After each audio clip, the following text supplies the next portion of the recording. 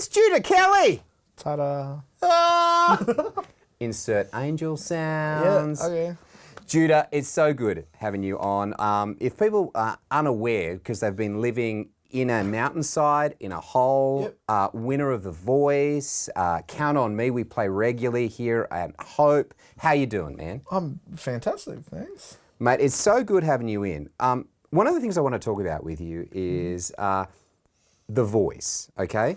Because a lot of people, I think, have it in their head that The Voice is the be-all and end-all of these people's careers, right? Yeah. When I think in actuality, what it is the starting line, okay? So the guns have sounded, The Voice has happened. What have you been up to? Yeah, that's a pretty big question. Oh, yeah. What have I been up to?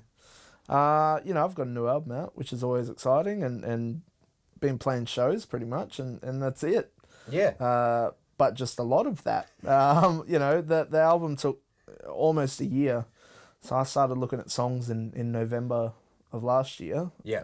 And it's only just come out this October. So that took a lot of my year of just a lot of time, a lot of hours put into it and that kind of thing. You know, the hours that no one sees where they assume you're doing nothing.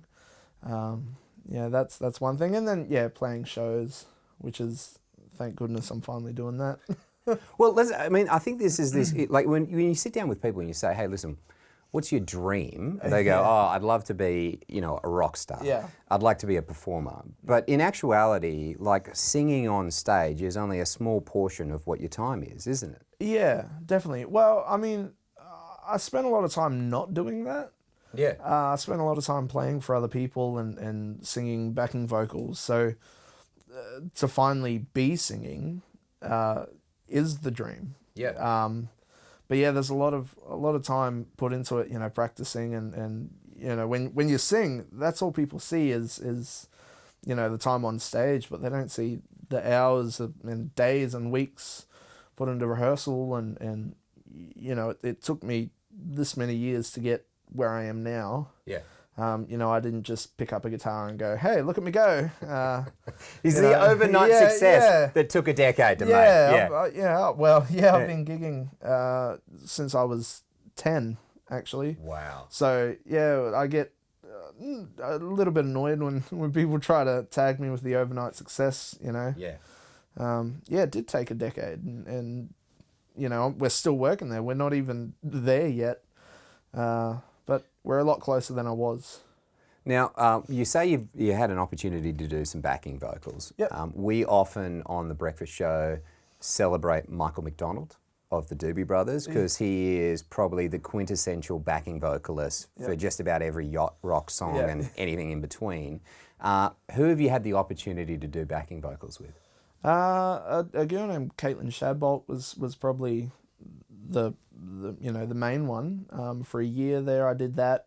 A lot of local country acts. Liam Brew was another one that I played for a little while there, and I just did those 4-hour slogs of being no one on the side of stage. Set up there and play. Here are the songs, and off you go. I spent a lot of time not even being acknowledged of doing that even.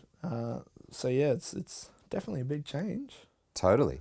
I mean, performing is hard work, it takes a lot of effort and a lot of energy. And it's one of those things I think that you kind of got to grind at until you get that recognition that you need.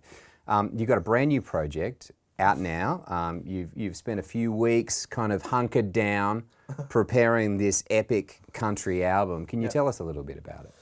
A few weeks. Like I said, I started looking at songs in November. Okay. So the first, I'm not a great writer. I'm working on that bit, but at the moment, it's not happening. So we reached out to a heap of publishing companies and you just pretty much say, hey, winner of The Voice, we're looking at doing an album. What songs have you got? Yeah. The first pile, there were about 150 songs. Wow. And I shortlisted 2 of those, and neither of them are on the album.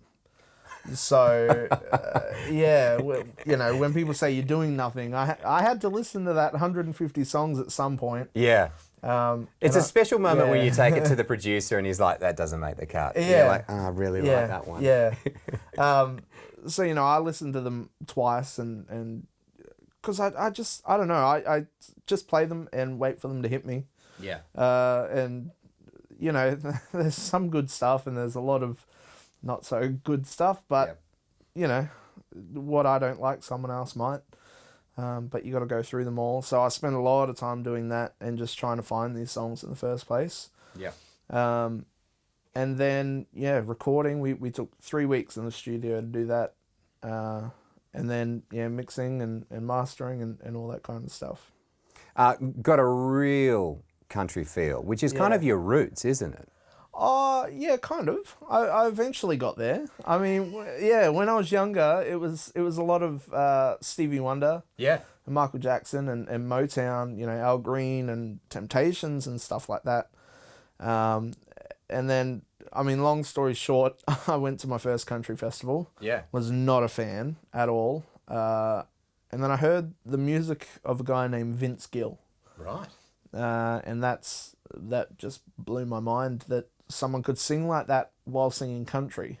Yeah. And that was the moment for me that I went, oh, okay, it's not all, my dead horse in a empty paddock and, because that's just what I assumed it was. Yeah. I didn't know what country was.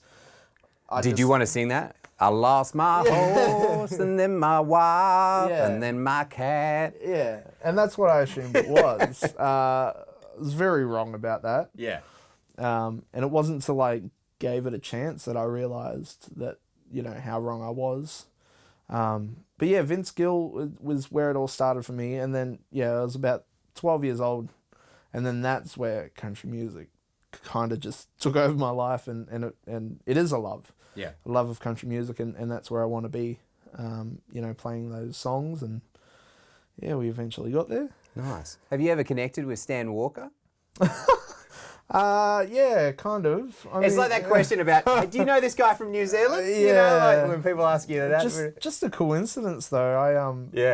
One of my best friends is Stan's brother. Oh, right. Yeah, so wow. I only met him for the first time the other week, though. Yeah.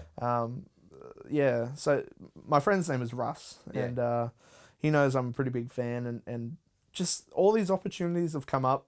Yeah. And to meet Stan, and it's never happened. Yeah. It just, something else is always, always been there, and like I'll have to catch up with friends, and I'm not going to cancel on my friends just because Stan's there or anything like that. But no, I'm a really big fan, and we finally met the other week, which was pretty cool. So last question before we get you to play a song. You're sitting at home, and you get a call from a country musician to open for them. Yeah. Who is the ultimate person that you want to make that call? Vince Gill. Really? That's easy. Wow. That's easy. Yeah. Now Vince Gill calls, and then Keith Urban calls immediately after you. Tours are at the same time. Yeah. Keith says you're going to be playing stadiums all over America. Yep. Don't worry about what your agent says, but what are you going to choose? No, even if Keith said, look, we'll pay you 5 times as much, Vince. Really? Yeah, definitely. Brilliant. Awesome. Man, if I met that man, I would cry like a little girl. I just would not cope. Well, I'd do that ugly snot cry, like the... I love you. You're so good. Can I get a photo? Give me a shot. Yeah. So it's certainly one of the things that I've noticed is that you have a deep... Like there's music that really speaks to your heart. Yeah. And you've got this deep affection for certain songs, and if it doesn't speak to your soul, then you're not interested in doing it. Definitely.